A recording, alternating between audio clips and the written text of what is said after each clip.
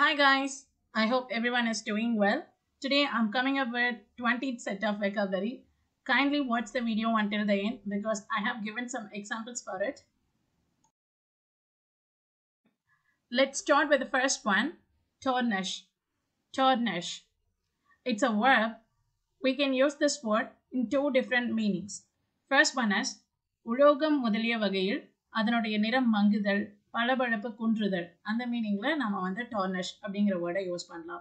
And another meaning is ஒருவரது அல்லது ஒன்றின் நற்பெயரை கெடுத்தல் களங்கப்படுத்துதல் களங்கப்படுத்திட்டாங்க அப்படி சொல்லுவோம் இல்லையா. So for that particular word we can use tarnish. First example, do you know how quickly silver tarnishes? Do you know how quickly silver tarnishes? அதாவது silver வெள்ளி வந்து எவ்வளோ சீக்கிரம் வந்து மங்கும் அப்படிங்கிறது வந்து நிறம் மங்கும் அப்படிங்கிறது உங்களுக்கு தெரியுமா அப்படின்னு கேட்குறோம். Second example, pure silver does not tarnish, but we couldn't make any jewelry using it due to its softness. Pure silver does not tarnish. அதாவது சுத்தமான வெள்ளி வந்து நிறம் மங்காது பளபளப்பு வந்து குன்றாது. But we couldn't make any jewelry using it due to its softness. அதனுடைய சாஃப்ட்னஸ்னால ரொம்ப மென்மையா இருக்கும். ஸோ அதனோட சாஃப்ட்னஸ்னால எந்த ஜுவல்லரியும் பியூர் சில்வரை யூஸ் பண்ணி we couldn't make நம்மளால பண்ண முடியாது. Third example, your misbehavior tarnishes our company's reputation. Even though you are my son, I couldn't let you work here further. Your misbehavior tarnishes our company's reputation. உன்னுடைய தவறான நடத்தை உங்களுடைய தவறான நடத்தை எப்படி சொல்லணும்னாலும் we have to use your. So உன்னுடைய தவறான நடத்தை வந்து நம்முடைய கம்பெனியினுடைய மதிப்பை வந்து கெடுக்கிறது களங்கப்படுத்துகிறது. Even though you are my son, நீ என்னோட பையனாக இருந்தாலும் I couldn't let you work here further. என்னால் இனிமேல் ஃபர்தர் வந்து உன்னை இங்க ஒர்க் பண்ண அலோவ் பண்ண முடியாது அப்படின்னு சொல்றோம். லெட்னா அலோவ், ஸோ அலோவ் பண்ண முடியாது. Fourth example, she tarnished my name with that fake audio. I didn't say anything like that. She tarnished my name with that fake audio. அவ வந்து அந்த போலியான அந்த ஆடியோவை வச்சு என்னோட நேமை வந்து களங்கப்படுத்திட்டா. I didn't say anything like that. நான் அந்த மாதிரி எதுவும் சொல்லலை அப்படி சொல்றோம். Second one, ponder. Ponder. It's a verb meaning ஒரு விஷயத்தை பற்றி கவனமாக நீண்ட காலத்திற்கு சிந்தித்தல் ஆழ்ந்து நீண்ட நேரம் யோசித்தல். First example, why have you been pondering for more than 2 hours? Why have you been pondering for more than 2 hours? ஏன் வந்து 2 மணி நேரத்திற்கும் மேல யோசிச்சுட்டு இருந்துட்டு இருக்கீங்க. Second example, he doesn't like to ponder more. He doesn't like to ponder more. அவருக்கு வந்து அதிகமா நீண்ட நேரம் யோசிக்கிறது பிடிக்காது. Third example, once he gets any problem, he'll ponder like us. Once he gets any problem, he will ponder like us. ஒரு தடவை அவனுக்கும் ஏதாவது பிரச்சனை வந்துச்சுன்னா அவனும் நம்மள மாதிரி தான் டீப்பா திங்க் பண்ணுவான். Fourth example, my dad usually ponders before he moves a coin in chess. My dad usually ponders before he moves a coin in chess. என் அப்பா எப்பவுமே வழக்கமாக அப்படி சொல்லலாம். என் அப்பா வழக்கமா செஸ்ல வந்து ஒரு காயின் வந்து மூவ் பண்றதுக்கு முன்னாடி நீண்ட நேரம் வந்து யோசிப்பாரு. That comes under truthful information. Third one, rave. Rave. We can use this word as a verb and an adjective too. Meaning, பொதுவாக நீங்கள் வருத்தம் கோபம் அல்லது நோய்வாய்ப்பட்டிருப்பதால் கட்டுப்பாடற்ற முறையில் பேசுவது. ஆங்கர்ல ஒரு எமோஷன்ல வெறித்தனமா வந்து பேசுறது உளறது எல்லாமே comes under rave. It has another meaning, ஒரு விஷயத்தை மிகவும் பாராட்டுவது. ஸோ அந்த பிளேஸ்ல ரேவ் வந்து அட்ஜெக்டிவா ஆக்ட் ஆகும். First example, you are raving. Could you tell me what I did wrongly? You are raving. நீங்க வந்து வெறித்தனமா உளறிட்டு இருக்கீங்க கத்திட்டு இருக்கீங்க. Could you tell me what I did wrongly? நான் தவறா என்ன செஞ்சேன்னு நீங்க சொல்ல முடியுமா அப்படின்னு நாம பொலைட்டா கேட்கிறோம். That's why we have used could there. Second example, she raved at me because of missing her medical certificate. She raved at me because of missing her medical certificate. அவ என் மேல வந்து கட்டுப்பாடற்று which means ஆத்திரத்துல வெறித்தனமா என்கிட்ட வந்து கத்துனா because of missing her medical certificate. அவளுடைய medical சர்டிஃபிகேட்டை miss பண்ணதுனால அவன் என்கிட்ட வந்து வெறித்தனமா நடந்து கொண்டாள். கத்தினாள், பேசினாள், உளறினாள், everything. Third example, she got rave comments for the reason match winning. She got rave comments for the reason match winning. அவளுக்கு சமீபத்திய மேட்ச் வின்னிங் குறித்து பலத்த காமெண்ட்ஸ் வந்தது. Fourth example, I have received rave comments for my 10th project. I have received rave comments for my 10th project. So என்னுடைய 10th ப்ராஜெக்ட்டுக்கு எனக்கு பலத்த comments வந்தது, நான் ரிசீவ் பண்ணியிருக்கேன் அப்படிங்கிற மீனிங்கில் சொல்லலாம். அண்ட் தென் கமெண்ட்ஸ் அப்படி ப்ரொனவுன்ஸ் பண்ணக்கூடாது, comments. Fourth one, ooze. Ooze. It's a verb meaning ஒரு சிறிய திறப்பு வழியாக ஏதாவது ஒன்றிலிருந்து மெதுவாக வெளியேறும் செயல். ஆக்சுவலி இன் சிம்பிள் டேர்ம்ஸ் நம்ம கசிதல் அப்படின்னு கூட சொல்லலாம். First example, when she pressed the toothpaste tube, the paste oozed out. When she pressed the toothpaste tube, the paste oozed out. அதாவது டூத்பேஸ்டினுடைய அந்த டியூபை வந்து அவள் அழுத்திய பொழுது, ப்ரெஸ் பண்ணிய பொழுது அதுலேருந்து பேஸ்ட் வந்து கசிந்தது, வெளியே வந்தது அப்படிங்கிற மாதிரி அர்த்தம். Second example, the ointment is oozing out. Apply it without wasting it. The ointment is oozing out. Apply it without wasting it. ointment வந்து வெளியே வந்துட்டு இருக்கு, கசிந்து வந்துட்டு இருக்கு, இல்லைன்னா வெளியே வந்துட்டு இருக்கு, அதை வேஸ்ட் பண்ணாம அப்ளை பண்ணுங்க, தடவுங்க. Third example, if you pull out the cover, the ointment will ooze out quickly. If you pull out the cover, the ointment will ooze out quickly. நீங்கள் வந்து அந்த ointment, அதாவது களிமண் சொல்லுவோம் இல்லையா, ஸோ அது மேலே இருக்கக்கூடிய கவரை வந்து நீங்கள் ரிமூவ் பண்ணிங்கன்னா அதுலேருந்து ointment வந்து விரைவாக வெளியேறும். ooze அப்படின்னாவே வெளியேறுதல், ஸோ விரைவாக வெளியேறும். Fourth example, blood is oozing out from the wound. Blood is oozing out from the wound. ரத்தம் வந்து காயத்திலிருந்து வழிந்து கொண்டிருக்கிறது, கசிந்து கொண்டிருக்கிறது, மெயினா கசிந்து கொண்டிருக்கிறது. Fifth one, strew. Strew. It's a verb meaning ஒரு மேற்பரப்பில் ஒழுங்கற்ற வழியில் ஏதாவது ஒன்றை பரப்புதல், அதாவது வந்து ஆர்டரா இல்லாம நம்ம அப்படியே தூவுறது. First example, I strewed the rose petals in the puja place. I strewed the rose petals in the puja place. நான் வந்து பூஜை இடத்துல வந்து ரோஜா இதழ்களை வந்து தூவினேன். Second example, they are strewing flowers over the graves of soldiers.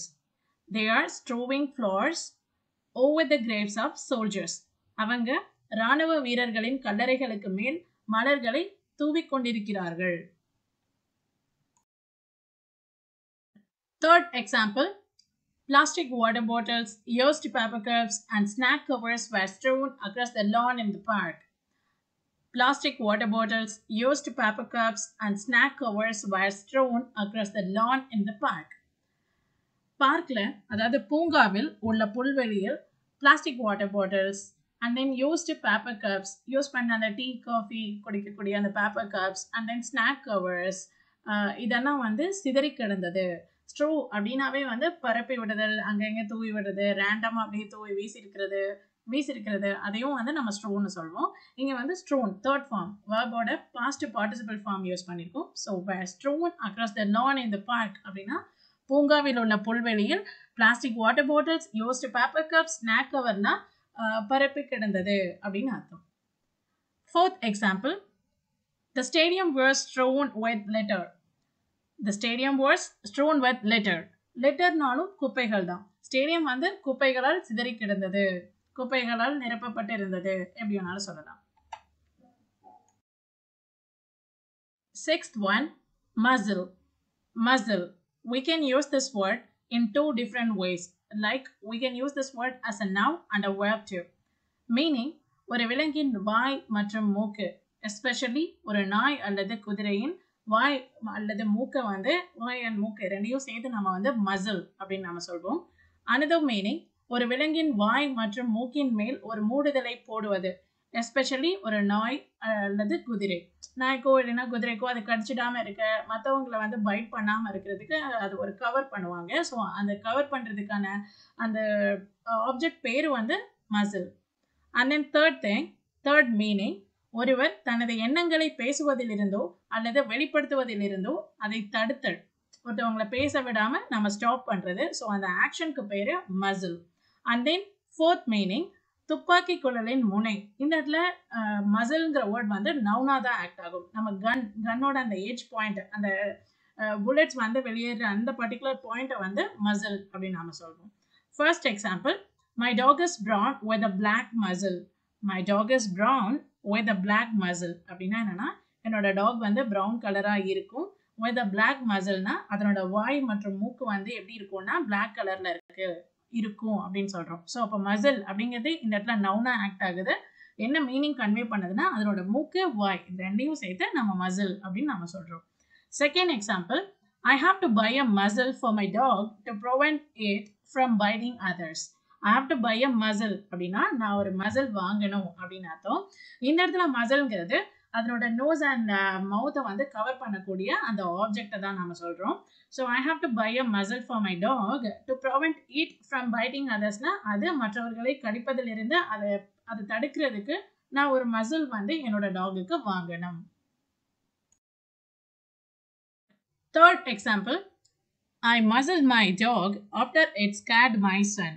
I muzzled my dog after it scared my son. So நான் என்னுடைய நாய் என்னுடைய மகனை வந்து பயப்படுத்திய பிறகு அதனுடைய மூக்கு மற்றும் வாய் பகுதியை வந்து நான் கவர் பண்ணிட்டேன் அப்படின்னு அர்த்தம். Fourth example, stop muzzling when I speak with my mom. Stop muzzling when I speak with my mom. நான் என் அம்மா கூட பேசும்பொழுது ஸ்டாப் மசிலிங் which means உங்களோட ஒப்பீனியனை சொல்றதை வந்து நிறுத்துங்க அப்படின்னு அர்த்தம். Fifth example, the bullets came out from the muzzle of the gun. The bullets came out from the muzzle of the gun. So கன்னினுடைய துப்பாக்கியினுடைய அந்த மசில் பகுதியிலிருந்து புல்லட்ஸ் வந்து வெளியே வந்தது. Seventh one, slay. Slay, it's a verb. It has two different meanings. வன்முறையான வகையில் கொள்வது and another meaning is ஒருவரை மிகவும் வருத்தமாகவோ அல்லது ஏமாற்றமாகவோ உணரச் செய்தல். First example, sometimes abductors slay the people in rage. Sometimes abductors slay the people in rage. சில நேரங்கள்ல கடத்தல்காரர்கள் அந்த மக்களை வந்துட்டு ஆத்திரத்துல கொல்றாங்க. Second example, a group of people slew an elephant for its ivory. A group of people slew an elephant for its ivory. யானையினுடைய தந்தத்திற்காக ஒரு யானையை வந்து group of people வந்து வன்முறையாக கொன்றார்கள். Third example, everyone believes our MD was slain due to business enmity. Everyone believes our MD was slain due to business enmity. எல்லாருமே நம்புறாங்க எங்களுடைய empty வந்து தொழில் பகை காரணமாக கொல்லப்பட்டதாக எல்லாருமே நம்புறாங்க அப்படின்னு அர்த்தம். ஆக்சுவலி ஸ்லேவோட பாஸ்ட் ஃபார்ம் வந்து slew and then third form past participle form வந்து slain. Fourth example, whenever my son returns from Qatar, he doesn't even stay with us for a month. It slays me always. Whenever my son returns from Qatar, he doesn't even stay with us for a month. எப்பெல்லாம் என் Sun வந்து கத்தார்லேருந்து திரும்ப வராரோ அப்பெல்லாம் ஒரு மாதம் கூட எங்கள் கூட வந்து தங்குறதே இல்லை. இட் ஸ்லேஸ் மீ ஆல்வேஸ் அப்படின்னா அது என்னை எப்பவுமே வந்து ஏமாற்றம் அடைய செய்கிறது, என்னை வருத்தப்பட செய்கிறது அப்படின்னு அர்த்தம். ஸ்லேக்கு வந்து it has two different meanings. ஒரு மீனிங் வந்து வன்முறையாக கொள்வது அண்ட் அதர் மீனிங் இஸ் ஒருத்தரை வந்து ஏமாற்றம் அடைய செய்கிறது, ரொம்பவே வருத்தப்பட வைக்கிறது. 8.1, slime. Slime, it's a noun meaning மீன் மற்றும் நத்தைகளால் உற்பத்தி செய்யப்படும் திரவம். செகண்ட் ஒன், பசையிலிருந்து தயாரிக்கப்படும் ஒரு ஒட்டும் பொருள். First example, we could see the slimes of snails here. We could see the slimes of snails here. நம்மளால இங்க நத்தைகளினுடைய அந்த திரவம் ஸ்லைம்ஸை வந்து பார்க்க முடிகிறது. நத்தை வந்து ஊர்ந்து போனதுக்கு அப்புறம் அதனுடைய அது போன அந்த பகுதியில் இருக்கக்கூடிய அந்த லிக்விட் சப்ஸ்டன்ஸை தான் நம்ம ஸ்லைம் அப்படின்னு சொல்றோம். Second example, slime is a sticky substance made from glue. Kids use it to make toys. Slime is a sticky substance. Sticky substance அப்படிங்கிறது என்னன்னா ஒட்டும் தன்மையுடைய ஒரு சப்ஸ்டன்ஸ். அது வந்து பசையிலிருந்து தயாரிக்கப்படுகிறது. Kids use it to make toys. குழந்தைங்க வந்து இதை டாய்ஸ் மேக் பண்றதுக்கு யூஸ் பண்றாங்க. Third example, we should limit slime usage because it's not good. We should limit slime usage because it's not good. நாம வந்து slime usage வந்து கட்டுப்படுத்த வேண்டும், ஏன்னா அது நல்லதில்லை. Fourth example, swallowing toy slime may result in borax poisoning depending on how much it is swallowed. Swallowing toy slime may result in borax poisoning depending on how much it is swallowed. Toy make பண்ணுறதுக்குன்னே slime வந்து தனியாக இருக்குது. So அந்த மாதிரி ஸ்லைமை வந்து kids தெரியாமல் விழுங்குறாங்க அப்படின்னா அது வந்து போராக்ஸ் பாய்சனிங்கை வந்து ஏற்படுத்தும். எவ்வளோ வந்து சாப்பிட்றாங்களோ அதை பொறுத்து பாய்சனிங் ஆகும். Symptoms of borax toxicity include diarrhoea, vomiting, kidney problems, skin inflammation, blistering, coma and fits. அதாவது இந்த போராக்ஸ் அப்படிங்கிறதுனுடைய நச்சுத்தன்மையினுடைய அறிகுறிகள் வந்து என்னென்ன அப்படின்னா டயேரியா வயிற்றுப்போக்கு, வாமிட்டிங் வாந்தி எடுக்கிறது, கிட்னி ப்ராப்ளம்ஸ் சிறுநீரக பிரச்சனைகள், ஸ்கின் இன்ஃப்ளமேஷன் தோல் அலர்ஜி, பிளஸ்டரிங் அதாவது கொப்பளங்கள் ஏற்படுதல். பிளஸ்டர் அப்படின்னாவே எப்படின்னா இப்போ நெருப்பு பட்டுச்சுன்னா ஒரு நீர் குமிழோட சேர்த்து ஒரு கொப்பளம் இருக்கும் இல்லையா, ஸோ அந்த மாதிரி திங்ஸை வந்து பிளஸ்டர் அப்படின்னு நம்ம சொல்லுவோம். And then coma and then fights. So இதெல்லாம் வந்து போராக்ஸ் அப்படிங்கிற கெமிக்கலினுடைய நச்சுத்தன்மையினுடைய அறிகுறிகள். Ninth one, nuzzle. Nuzzle. It's a verb meaning அன்பை வெளிப்படுத்தும் விதத்தில் குறிப்பாக தலை அல்லது மூக்குடன் பொதுவாக மீண்டும் மீண்டும் சிறிய அசைவுகளுடன் எதையாவது அல்லது யாரையாவது மெதுவாக தொடுதல், தேய்த்தல் அல்லது அழுத்துதல். ஹியர் தேய்த்தல் அப்படிங்கிறது ஜென்டலாக ரப் பண்ணுறது. Example cat, dog and then gov.